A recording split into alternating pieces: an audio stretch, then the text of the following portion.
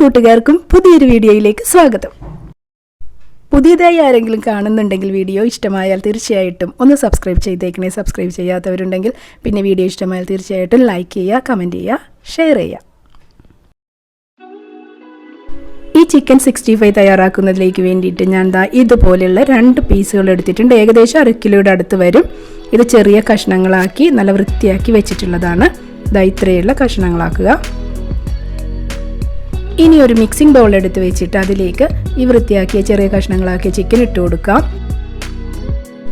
ഇതിലേക്ക് 1 table spoon Kashmiri chilli പൗഡറും 1/2 teaspoon garam മസാലയും ചേർത്ത് കൊടുക്കാം.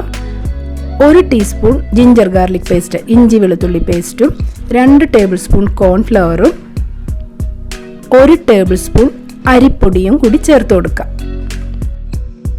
ഇനി ഇതിലേക്ക് 2 ടേബിൾ സ്പൂൺ ചെറുനാരങ്ങയുടെ നീര് ഒഴിച്ചു കൊടുക്കുക.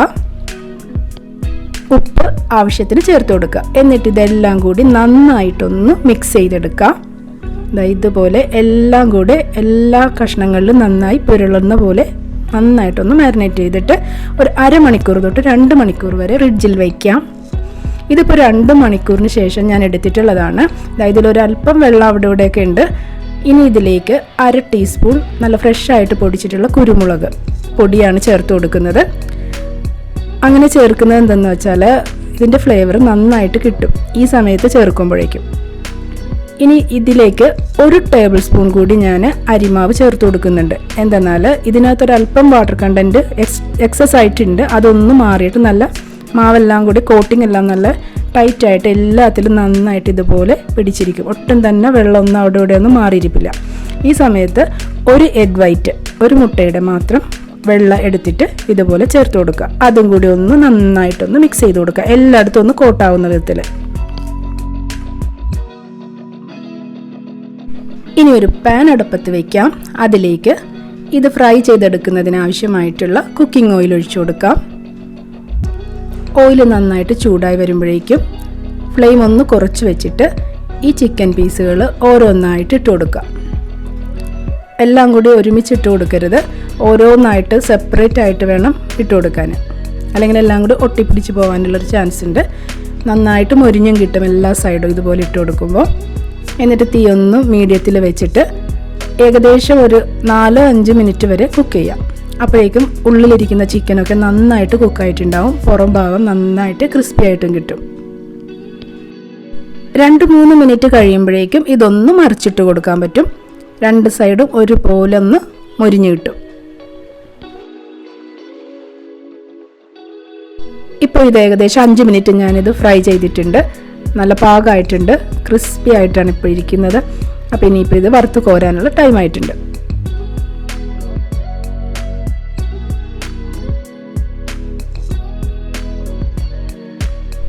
എന്നിട്ട് ഇതുപോലെ ബാക്കിയുള്ള ചിക്കൻ പീസുകളും ഓരോന്നായിട്ട് ഇട്ട് കൊടുത്തിട്ട് തീരുന്നത് വരെ ഇതുപോലെ തന്നെ വറുത്ത് കോരി മാറ്റി വയ്ക്കാം.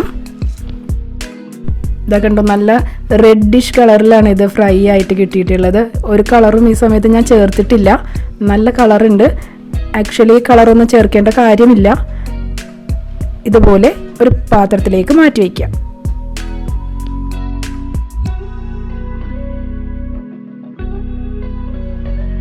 ഈ സമയത്ത് നമുക്ക് കഴിക്കണമെങ്കിൽ കഴിക്കാൻ ടേസ്റ്റ് ഉണ്ടാവും. കുക്കായി കഴിഞ്ഞു, ഫ്രൈ ആണ്, ക്രിസ്പിയാണ്.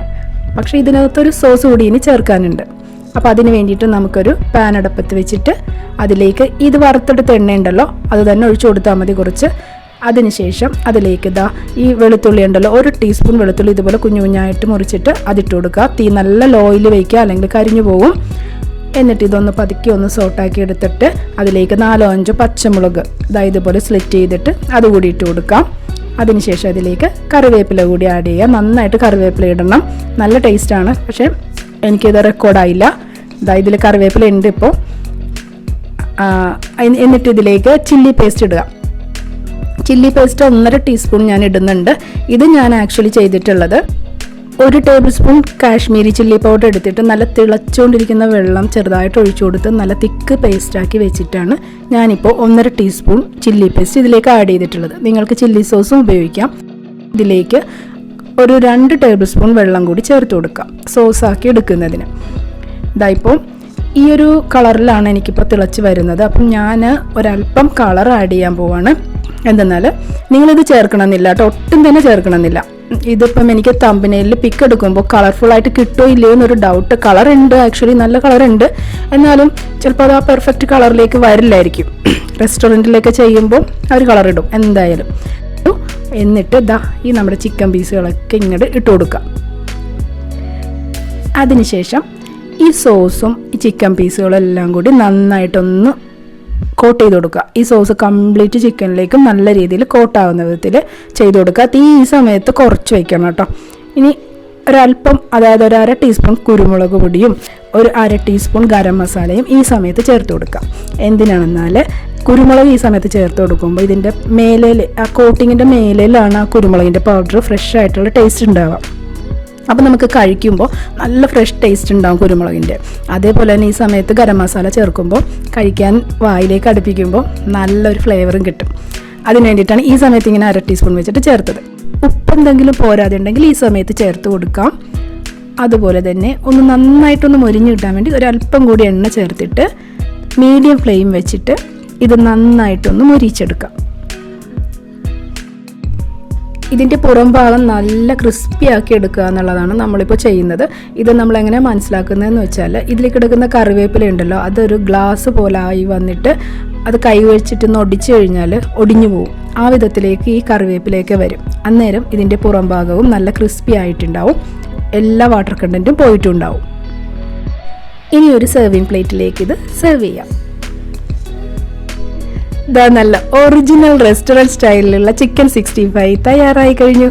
നോക്കിക്കേ, എത്ര ഭംഗിയത്, കാണുമ്പോൾ തന്നെ കഴിക്കാൻ തോന്നും. കളറൊന്നും ചെയ്യണ്ട, കളർ ആക്ച്വലി അതിൻ്റെ ആവശ്യം ഉണ്ടായിരുന്നില്ല കേട്ടോ. നല്ല ഭംഗിയുണ്ട്, അതുപോലെ തന്നെ ആയിരിക്കും ക്രിസ്പിയാണ്. പുറം ഭാഗം നല്ല ക്രിസ്പി ആയിട്ടുണ്ട്.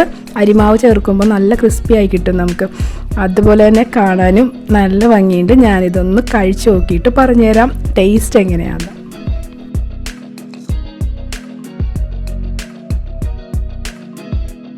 ഇതാ കണ്ടോ, അകവശം നന്നായിട്ട് കുക്കായിട്ടുണ്ട് കേട്ടോ.